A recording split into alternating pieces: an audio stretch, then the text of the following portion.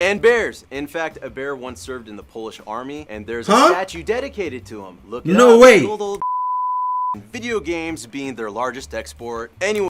Video games are your largest export. Oh, I love you more than words can say.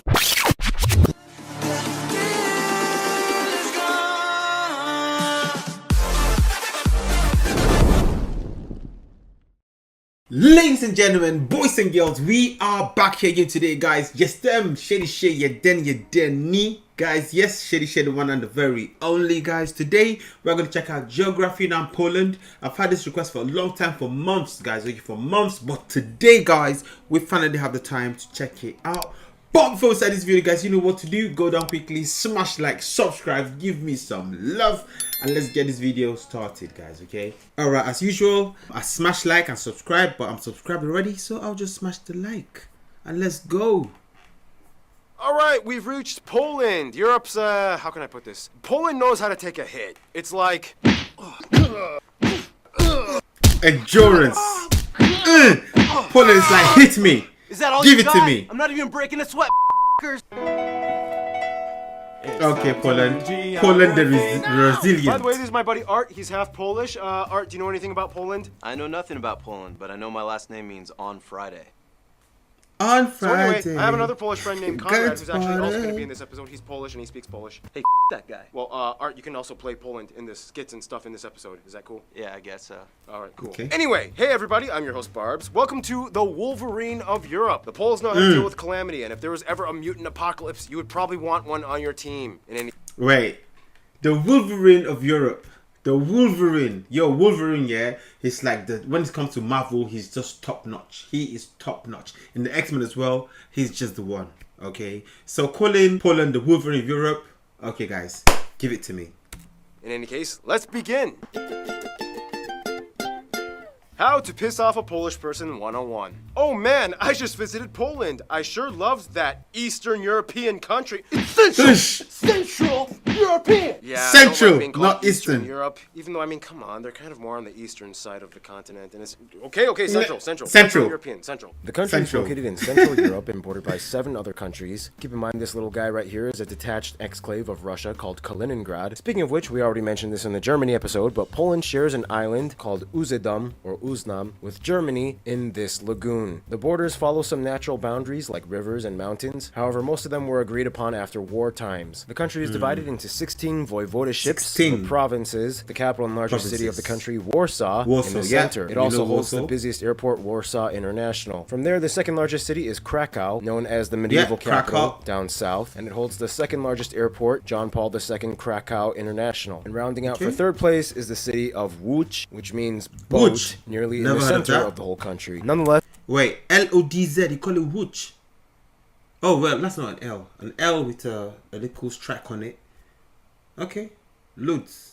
the city of Gdansk holds the third largest airport, Gdansk International, and also the busiest shipping port located on the Baltic Sea, where much of the cargo comes into the country. Otherwise, their entire sea access is confined to the coastline. They do not own any distant islands in the Baltic. Due to the general flat landscape making much of the north and central parts, Poland is a bustling transport hub with numerous roadways that traverse every single corner into every neighboring nation. Since joining the EU, nearly 2 billion euros have been invested in Poland's rail lines, and high-speed lines are being constructed today. Poland doesn't have any autonomous areas, but if we had to discuss historical and cultural regions, many people may just refer to this general area as Masuria, sometimes even historical Prussia. This general area is Pomerania. That's right, same as the dog, which is where it comes from. And the coastal area is Kashubia, where the Kashubians are mostly found. There's Greater Poland, Lesser Poland, which at the very border has Ruthenia or Red Ruthenia. Parts of the south are considered Silesia, which are inhabited by peoples that have their own distinct culture apart from the Polish. It's all kind of confusing, and we'll talk more about it later. One thing you have to understand is that historically, Poland had a lot of different types of administrative divisions, and much of it was shaped by war. Sometimes they had more land, other times they had less, and for 123 years they kind of disappeared altogether. Here's Prussia! Oh, they disappeared altogether. Yeah, there was a time they had no land. Yeah. From having a lot of land, then having little land, then having more land, then having no land at all. Russia! Austria! Well, actually, they almost completely disappeared. I mean, Krakow was technically a free city-state for about 30 years. And keep in mind, we mentioned this in the Lithuania episode, but if you want to be incredibly technical, historically, the Polish-Lithuanian Commonwealth had some colonies. Way back yeehaw, when they thought one island in the Gambia, as well as Trinidad and Tobago, would be good overseas investments, making them the only sites that the Polish had colonized outside of Europe. Then what happened? In the end, it was too hard for them to manage, and they sold them off. The end. So anyway, here's some places of interest you guys, the Polish geography, suggested we mention this episode. They have quite a few UNESCO heritage sites. A lot of them are like chapels, the Holy Mountain of Gabarka, the painted village of Zalipe, Chopin's Heart, this rock city, the Upside Down House, Kościuszko Mound, the Carrot House, the world's most narrow house. Tons of cool statues and monuments like these. The world's tallest Pope statue. Tons of World War II sites. It's kind of what they're known for. With the most famous one probably being the Auschwitz concentration camp. Of course, there are way too many churches like these. This one was where all the former kings were coronated. And of course there's Warsaw's St. John's Cathedral. There's a bunch of... Wow, that's a beautiful looking church. That's a very beautiful looking cathedral, mate. Yeah, lovely. Just looks like a work of art. St. John's Cathedral. There's a bunch of synagogues that actually survived World War II, and there's even a wooden mosque for the Tatar minority in Kruszyniany. There's so many museums and galleries. Here's a bunch of notable ones, and too many castles, but they're very proud of having the world's largest medieval castle in Malbork. Yeah, Poland does not fall short when it comes to sights to see, or things to do, or nature to explore. And that means we move on to the next segment, It is said that the name Poland physical comes geography, from Polani, which means people living in open fields. Poland is not all flat and not all plains. There's much more to it than you think. Poland is generally divided into 5 physical regions: the coast, the lakelands, the Polish plain, the Polish uplands, and the mountain regions. Much of Poland's coast along the Baltic Sea is straight until you hit the east and you get these interesting natural formations called spits. We've already talked about them in the Lithuania episode, but basically, spits are thin, narrow sandbanks that divide the sea from another body of water, creating saltwater lagoons, the largest one being the Bay of Puck, the Szczecin, and the Vistula Lagoon, shared with Russia's Kaliningrad exclave. Much of the country inland lies on the flat Polish plain, part of the greater North European plain, a huge open flat segment of Central Europe that extends across multiple countries. Many people say that this is both the blessing and curse of Poland, because although a third of the country is forested, this one being the largest national park, and about a third is arable, making them a powerhouse contributor to Europe's agriculture sector, it did kind of make it easy for outside forces to enter and invade, with little or no natural obstacles barricading the interior of the country. Anyway, so their blessing became more like their curse at the same time. But now it's more for blessing anyway. In this plain, many rivers like the Napiontek, the Warta, and the longest river, the Vistula, meander through the fertile valleys, passing through many important cities like Warsaw. In the north side, you have 2 massive lake districts, the Pomeranian and the larger Masurian, which also holds the largest lake of the country, Lake Śniadwy. The further south you go, the higher the elevation gets until you hit the Poland uplands. A little further south on the border with the Czech Republic and Slovakia, you find the 2 main and largest mountain chains, the Sudets and the Beskids, which form the north part of the larger famous Carpathian mountain chain. Here you can also find the tallest peak, Mount Rysy, right on the border of Slovakia. Alright, and that just about does it. Now I need my triple shot of espresso break, and this time Art is going to come in to finish off the physical geography section. What do you want me to say, Barbie? The next thing on the teleprompter. Now, as you can see by this point, Poland is a lot more than just flat plains and lakes. They even have moving sand dunes in the north, and a small desert in Boyenduf, which literally translates to mistakes. Yeah. Poland, deserts. You never think those two would go together, right? No. Oh, Poland and there's also deserts. a crooked forest made up of trees that bend at a 90-degree angle. Trees. Many people have theories as to how it got that way. Some say it's natural. Some say it was a dude trying to make chairs. In any case, Poland is a major producer of apples, 6th in the world, as well as being the world's largest treacle. What the heck is treacle? And amber exporter. I don't even know what amber is either. What is that? Petrified tree sap? It actually is. It is. Whoa. Today, though, Poland's economy is now mainly driven by the service sector and industry, with main products like machinery and cars, buses, and video games being their largest export. Anyway, video games are your largest export. I never ever knew that. Is it? So video games are your largest export? Interesting. Poland also has quite a few endemic animal species like storks, Eurasian lynx, roe deer, and they have one of the largest populations of the rare European bison, which, have you guys ever had a bison burger? I mean, that's like really good. All right, don't eat those. Those are endangered. And bears. In fact, a bear once served in the Polish army, and there's a statue dedicated to him. Look it up. No way. Wait, a bear served in the Polish army. A bear. Take that back. like really good. All right, don't eat those. Those are endangered. And bears. In fact, a bear once served in the Polish army, and there's a statue dedicated to him. Look it up. Good old Wojtek. Anyway, time to finish up with food. Some of the top Polish dishes. Give it to me, guys. The Polish geography peeps. That's what I call them, Art. Suggested we mention include things like cabbage rolls, galanka pork knuckle, roasted duck served with honey and apples. So many soup. Wait. That pork knuckle just looks tasty. Aye, galanka pork knuckle. Ooh, this looks delicious. Now look at the garlic on the side as well. To give you that sweet smell, that aromatic. Give it to me, guys. Come on. Galanka pork knuckle, roasted duck served with honey and apples. So many soups like these, but the national dish being sour rye soup. And of course, the most popular dishes many people have heard of: pierogi, kielbasa, kabanos, and Krakow-style sausage. And bagels. Yes, bagels originated from Poland, from the Polish Jews. Not New York. But they did move to New York.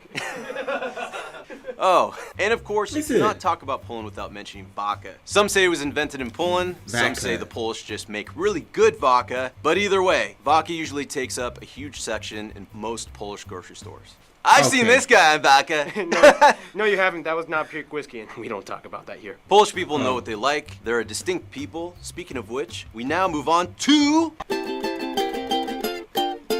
Thank you, Art. Thanks. Can I do like one of those special effect outros, like, you know, Wolverine theme? Can I have the claws? Okay. Sure, give it to him. Let's see. He even looks like a Wolverine as well. Is it true if I kill you, I become you? Let's find out. It does work. These guys are funny. It's not gonna lie. Yeah, it's not funny. Yeah, I like the way they host this geography now. Yeah, they make it interesting because like geography now is more like a study of history. No, it's not more like it is. Yeah, it is a historical study. Okay, it is like history class. Yeah, but the way they host it, yeah, makes it interesting. So yeah, man, teachers in universities and schools should learn from them. Okay, make it interesting, make it quirky. All right, put a bit of humor in it. Yeah, then it's gonna be more interesting for students to watch and learn. Come on. Does work. Now, some of you guys have told me, in Poland, there's kind of like a word that sums up the Polish mindset. Załatwić. It means something along the lines of accomplishing tasks and taking care of business. Half of everybody in Europe has probably at one point at least encountered a Pole. They're everywhere, working. Polish doctors in Germany, Polish contract workers in London, Polish bus drivers in Iceland. Work is in their blood, and it's a huge part of who they are. The population is about 40 million. However, keep in mind, diaspora-wise, there are about 20 million Poles living abroad, and they are the second largest Slavic group after Russians. The country is incredibly homogenous, with about 96% of the population claiming to be Polish, which is part of the Slavic family group. This makeup is mostly due to the Nazi intervention of World War II, and so... Hold on. So there are about 40 million Poles in Poland, and there are about 20 million in the diaspora. So altogether, that makes it 60 million Poles. So in all the population of the world, a third of Poles have left Poland. So you just have 2/3 of Poles living in Poland. Interesting. Who they are. The population is about 40 million. However, keep in mind, diaspora-wise, there are about 20 million Poles living abroad, and they are the second largest Slavic group after Russians. The country is incredibly homogenous, with about 96% of the population claiming to be Polish, which is part of the Slavic family group. This makeup is mostly due to the Nazi intervention of World War II and Soviet relocation policies of the 20th century that drastically changed the previously diverse population. The country has few minority groups. However, of the minorities, the largest groups would be the Silesian at about 1.3% and the Kashubians at just under 1%. The rest is mostly made up of other Europeans like Ukrainians, Belarusians, Czechs, and non-Europeans. They use the Polish zloty as their currency, they use the type C, E, and F plug outlets, and they drive on the right side of the road. Now, of course, the main language of Poland is, of course, Polish. Lots of people say Polish is, like, really hard to learn. For one, they have 7 cases of speech and too many consonants that are smashed all together at once. Geography Pavel says the Polish language is basically just spoken Wi-Fi passwords. Here's Conrad with a Polish tongue twister. Spoken Wi-Fi password. Spoken Wi-Fi password. Yo, that's a violation. Stop violating Poles, yeah? 7 cases of speech and too many consonants that are smashed all together at once. Geography Pavel says the Polish language is basically just spoken Wi-Fi passwords. Here's Conrad with a Polish tongue twister. Chrząszcz brzmi trzcinie, w szczebrze szynie I szczebrze szyn z tego słyń. Sometimes even the Polish people say they have to polish up on their Polish. Otherwise, Poland is kind of a sociological anomaly. Even though they are Slavic, it's kind of like the easternmost extent of Latin influence, which explains why the majority at around 86% identify as either Catholic or, in the very least, nominally Catholic, varying degrees of devotion. Catholicism plays a huge role in Polish culture. They even have a channel dedicated to the Pope on TV. Politically, Poland is usually a more conservative nation that holds to its roots, and even though they're part of the EU, they usually do not let anyone tell them how they should run things in their own country. It's their home, their rules. It's like, all right, so it's settled. What do you think of this proposal for the union, guys? I hate it. Now, Poland, you're a key player. We need you to like this. I still hate it. Come on, Poland, don't be stubborn. Brutal Oh, really, honesty. Germany? You want to come back to Poland again and tell us how to do things around here? Do you remember what happened last time? Oh my. Are you really gonna play this card again? I always will. Little exaggerated, but yeah, don't push the Polish. They've gone through tons of that. I mean, literally, like a fifth of their population died during World War II. The majority of whom were Polish Jews. Often in tight-knit Yiddish-speaking communities, Poland had one of the highest populations of Jews prior to World War II, and at one point, up to 10%. They played a huge historical role in what Poland was and would be. Poles are proud that they were the only European-occupied country to never collaborate with the Nazis. They never officially surrendered, and all those years the Nazis were there, the underground army kept fighting. Poles have an incredibly complex history. I mean, they had a weird electoral monarchy thing. Conrad, explain. So the royal elections of the Polish-Lithuanian Commonwealth became a thing after the death of the last Jagiellonian on the Polish throne. And at his death, it was decided that there would not be a royal dynasty that would just continue from generation to generation. That is to say that they would elect a king from a royal dynasty in Europe, but after his death, they would once again elect another monarch instead of letting his children take over the Polish throne. Thank you, Conrad. Taking all that heavy stuff in, Polish people have told me there's always kind of like this sense of somber, stoic, suspicious, cynical, yet productive and prudent mentality that encapsulates the Polish. It's a weird paradox when you see them, because it's like... Ugh, being Polish is the worst. Seriously. I know, right? I hate Polish sausages. They're so gross. They are, and the government is just totally whack. Yeah, Poland is terrible. What did you say?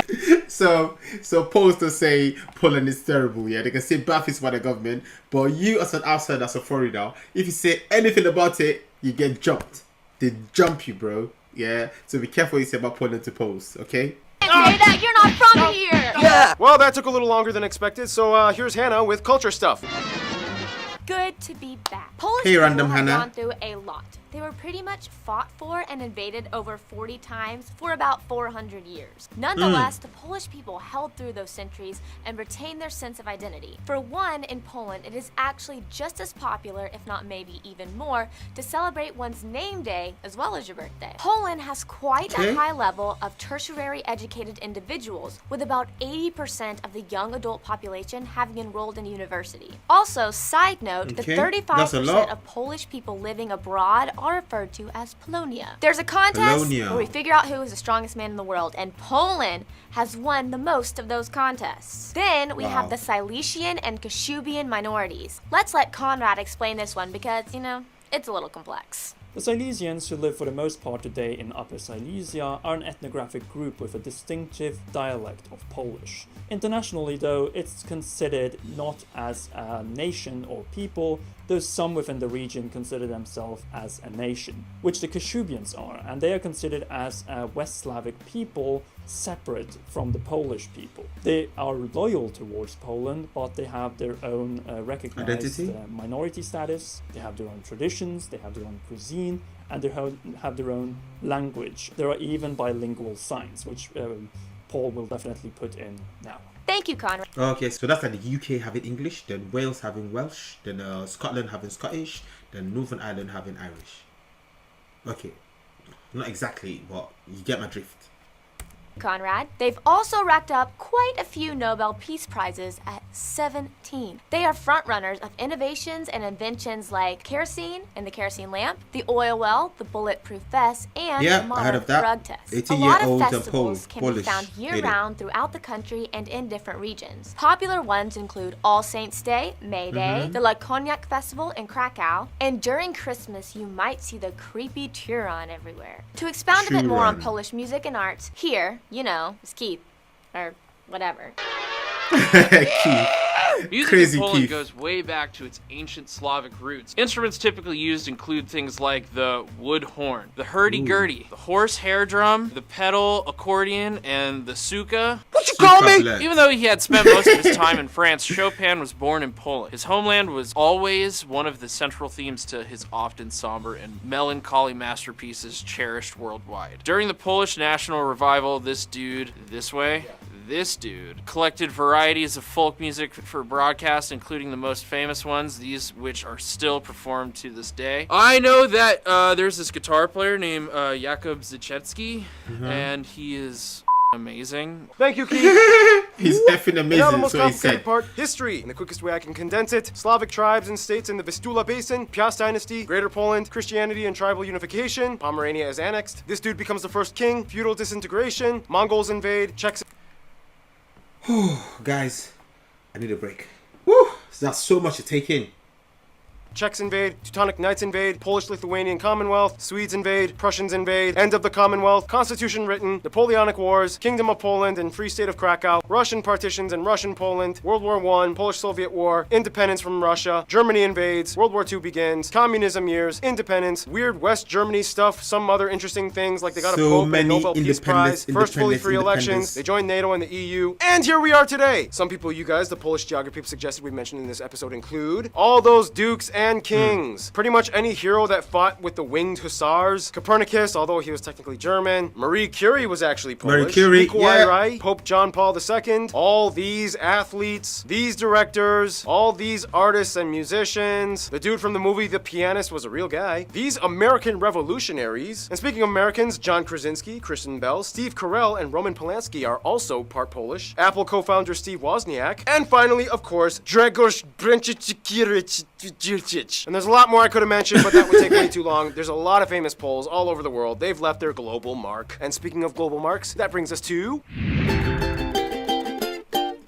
As a central player in Europe for a long, complicated history, it's no surprise Poland has picked up quite an entourage over many, many years of Polish existence. For one, as part of the Visegrad Group, the Czechs and Slovaks are generally considered the close West Slavic brothers. They've had very few wars and conflicts with them. They understand their languages, kind of. However, they both kind of think the other sounds funny when they talk. For Russians, it's more of like a people versus government thing. As people, Poles and Russians get along quite well on a human level. It's just the governments that often disagree and clash. Poland for a while was under the Iron Curtain and Warsaw Pact, which complicated things even more. But as crazy as things get, there is always kind of like this universal Slavic understanding, which is why Ukraine comes in as a pretty close friend. Ukrainians love to come to Poland for work. There is also a fast-growing Ukrainian community, and they kind of share a similar post-communist struggle alliance, although they still kind of don't like how Ukrainians honor the UPA, which is a whole other story. Poland is kind of like Germany's biggest regret that they have to constantly be reminded of literally every day as they are neighbors, but they are the largest economic partner for them as well. Germany does have many bilateral relations with Poland. It's the 21st century. People have grown up and moved on, and the future looks bright mostly between the two. Quick note, Lithuania is like the divorced wife that they remember having some of the best years of their history with. Today, when a Pole meets a Lithuanian, they just kind of nod and smile, understanding everything the other is thinking without a single word. Their best friend, however, every Pole has told me the same thing: Hungary. Historically, they've shared some of the same monarchs, heroes. They've always helped each other in times of need. There are many parks and monuments commemorating the friendship between the two. There's even a saying in Polish, two brothers, both to the saber and the bottle. In conclusion, let's get this to Conrad. Conrad, what do you have to say? Okay, Conrad, come through. That has a lot to offer both geographically and has been through pretty much everything historically. It's been an empire, it's been completely erased from the map,